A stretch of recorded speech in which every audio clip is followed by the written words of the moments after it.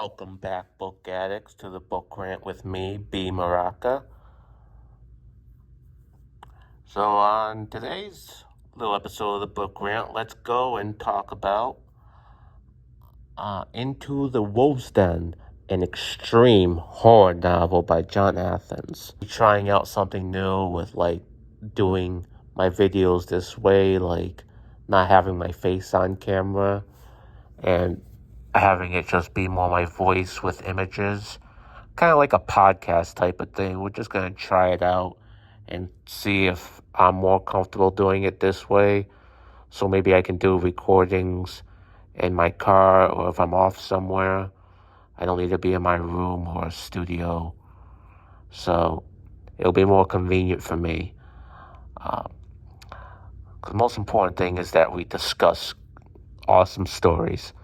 So now, like I said, Into the Wolf's Den is an extreme horror novel that is very psychological. It's not supernatural based or anything. The villains in this book are human, and they are the most disgusting sons of bitches you have literally ever put your eyes on. It's about a cop named Keith in a small town, and he's well liked when we meet him by everyone. He shows up in the second chapter, I think. He's pulling over a kid for speeding or something. And he's nice to the kid. He's joking around with him, kind of letting him off the hook easy. You're like, oh, okay, small town cop. This guy's actually pretty good. Before that, though, in the opening chapter of the book, we have his two daughters and their friend being kidnapped by men wearing animal masks. One is wearing a wolf mask and the other is wearing a pig mask. And the guy with the wolf mask is like the head behind all this. They kidnap the girls, and it is a scary chase through the woods. It keeps you on the edge of your seats. The girls are terrified. You really get into their heads and how scared they are, how much they just want to be home, cuddling with their parents. And these bad men confronted them on the road, and they kidnapped them. And like I said, two of them are Keith's daughters. These girls get taken to the Wolf's Den, where there are clients there who obviously are into dirty, violent things, especially things involving children. And there was one client there named Riley, who's like this billionaire playboy mixed up in a bunch of different shit. And when Keith gets word later on from his wife that his little girls just haven't come home, he sets out to find them, and it's not long before he realizes my kids didn't just skip school or skip home. They're not just at a movie on a date without our permission. Realizes his little girls have vanished. That it is possible that they were kidnapped. And the more clues he finds along his journey, he ends up teaming up with a PI, an old buddy of his who was also a cop at one time. They, through their investigation, discover a dark underworld of their small town, which always seemed like a happy, good place to raise a family. It was just shocking to realize that this guy, these neighbors that he loved, weren't saints. And you really find how shocked Keith is, and that turns him more into the vengeful monster he becomes. Have you seen Prisoners, the 2014 movie with Jake Gyllenhaal, Hugh Jackman, and Paul Dano? It's one of my favorite films.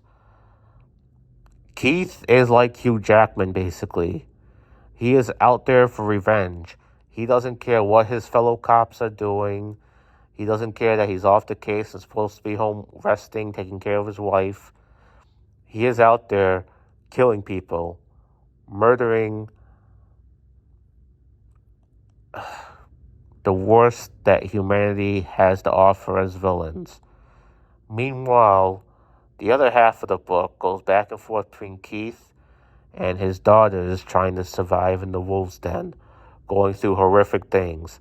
Now, if your stomach can't take it, there are gory details that happen in the wolf's den, including violent stuff, sexual stuff. However, when it comes to the kids, those details are sort of left up in the air. They're not. The author did well by not describing like paragraphs on the torture the girls went through or anything, which I think was good and respectful in a way. You could sometimes it's good in horror to leave it to the reader's imagination. So I definitely did appreciate that John Athens did that, because we got to see the violence and fighting and struggles through Keith's point of view. We didn't need to see girls suffer through that, little girls. But this is a dark story, don't expect a happy ending. You can see from the get-go that however this story ends, whether Keith gets his daughters back or not, things are never the same. Though it actually has a huge impact on the world. Like, there's a time jump in the last few chapters of this book, and it really connects back to how things have happened in the real world these last few years. Yeah, if you've been keeping up with the news like Jeffrey Epstein and all that, you kind of see where this is going. It's like Taken, basically. Liam Neeson's daughter was kidnapped by traffickers, and he goes on a manhunt, taking out everyone in his way. That's exactly what this is, except it's in a small town, not Paris or London or wherever.